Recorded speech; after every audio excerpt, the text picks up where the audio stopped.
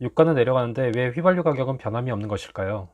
열흘 전 유가 폭락에 대한 영상을 제작하였는데 댓글 중에 여러분께서 가장 많이 하신 질문이 바로 이것이었습니다. 그래서 오늘은 짧지만 그에 대한 궁금증을 해결하는 영상을 제작해 보았습니다. 쉬어간다는 생각으로 재미로 만들어 본 영상이니 가볍게 봐주시면 감사할 것 같습니다. 국내 휘발유 가격을 책정하는 데 있어서 가장 많은 비중을 차지하는 것은 세금입니다. 일단 교통세는 리터당 529원으로 고정이 되어 있습니다.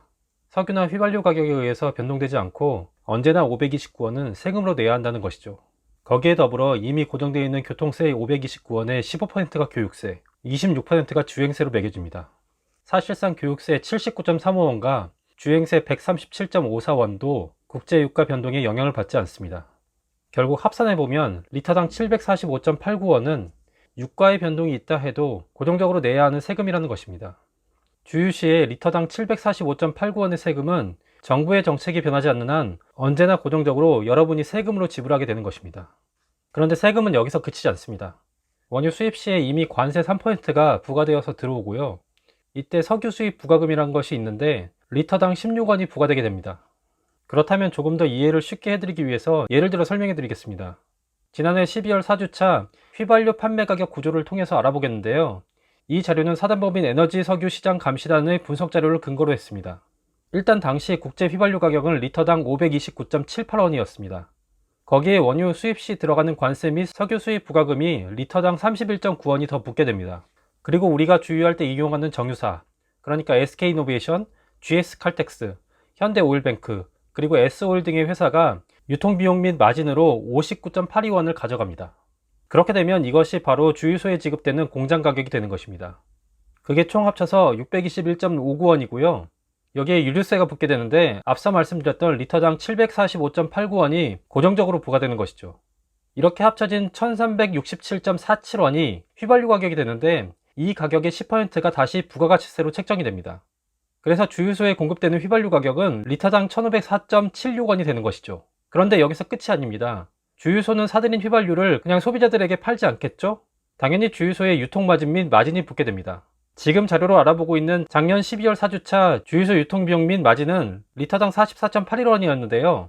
거기에 다시 또 주유소 마진의 10%가 부가가치세로 붙게 됩니다. 그렇게 해서 리터당 1554.05원인 휘발유 가격이 만들어지는데요. 이 중 59%에 해당하는 919.55원이 세금이 되는 것입니다. 원료인 휘발유 가격은 34% 정도만을 차지하는 것이죠. 자료에 나와 있는 국제 휘발유 가격은 12월 2주차 가격입니다. 주유소에서 판매되는 가격은 2주간의 시차를 두고 결정이 되는데요. 그렇기 때문에 아마도 다음 주나 그 다음 주 중으로 휘발유 가격은 내려갈 것이지만 우리가 생각하는 수준의 급격한 하락은 없지 않을까 싶습니다. 대략 300원에서 400원 정도 내려가는 수준일 거라 생각이 되는데요. 앞에서도 말씀드렸듯이 휘발유에 붙는 세금은 고정적인 액수이고 가장 많은 비중을 차지하고 있기 때문에 변동이 크지 않을 것입니다. 이것을 보면 자동차를 몰고 다니시는 분들은 누구보다 성실 납세에 앞장서는 분들이라고 할 수 있는데요. 과연 그렇다면 이런 세금 납부가 과도한 것일까요? 국제에너지기구의 각국 휘발유 가격과 세금에 대한 자료를 살펴보겠습니다. 일단 핀란드가 가장 높은 68%를 차지하고 있고요. 그 다음으로 네덜란드, 이탈리아, 그리스, 영국, 이스라엘, 프랑스, 독일 등이 뒤를 잇고 있습니다. 그 이외에도 유럽 국가들이 확실히 세금 비중이 높은 것을 알 수 있는데요. 한국은 헝가리, 스페인, 칠레와 비슷한 55.9%의 세금 비중을 차지하고 있습니다. 그런데 앞서 살펴본 자료와 비중이 다른 이유는 휘발유 가격은 항상 변동하기 때문에 자료 산정 시점에서의 차이로 인해 비중이 다른 것인데요. 한국의 대략적인 위치를 알아보기 위해서 보여드리는 자료일 뿐입니다. 산유국인 호주, 캐나다, 미국, 멕시코의 세금 비중이 확실히 낮은 것을 알 수 있습니다. 미국에 가면 휘발유 값이 싸다 하는 것은 그만큼 다 이유가 있는 것이죠. 아무튼 한국은 OECD 국가 중 비산유국들 중에서 세금 비중이 평균적인 국가라 볼 수 있고요. 자료에서 살펴본 석유가 나지 않는 국가들은 50% 이상 세금 부과를 하고 있는 것을 알 수 있습니다. 그런데 각국의 정부들은 왜 이렇게 유류세를 높이 책정하고 있을까요? 바로 1970년대부터 80년대 오일 쇼크의 경험 때문인데요. 세금이라는 장치를 빼버린다면 소비자들은 석유 관련 제품을 흥청망청 쓸 것이기 때문이죠. 게다가 만약 유가가 급등했을 때 가격에 있어서 안전장치가 없는 제품이 급등하게 된다면 국가 경제가 입게 될 타격이 어마어마하기 때문입니다. 한국과 같은 비산유국 입장에서는 세금이라는 장치로 소비를 억제해 놓지 않는다면 분명 문제가 생겼을 때 그 타격으로 인해 경제가 큰 어려움을 겪을 수밖에 없기 때문입니다. 특히나 원유는 이번 사태에서도 보셨듯이 변동폭이 어마어마하기 때문에 세금을 통해서라도 보완장치를 마련해 놓지 않는다면 그 여파가 상당할 수밖에 없습니다.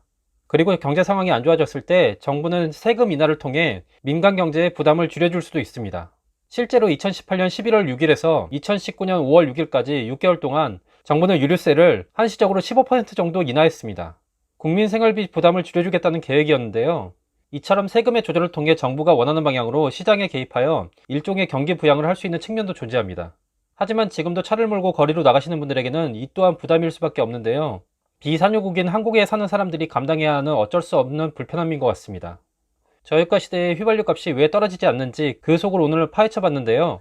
1, 2주가 지나면 당분간 300원에서 400원 정도 싼 휘발유가 주유소에 고시될 것입니다. 그렇지만 영상을 제작하는 지금 현재도 원유 감산을 둘러싼 사우디와 미국 간의 물밑 협상 등이 진행 중이라서 비교적 값싼 휘발유 가격이 계속해서 유지될지는 조금 지켜봐야 될 것 같습니다.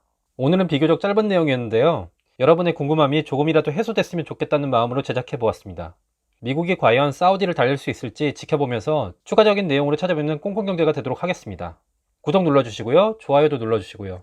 댓글, 알림 설정 꼭 부탁드립니다. 다음 시간에 만나요.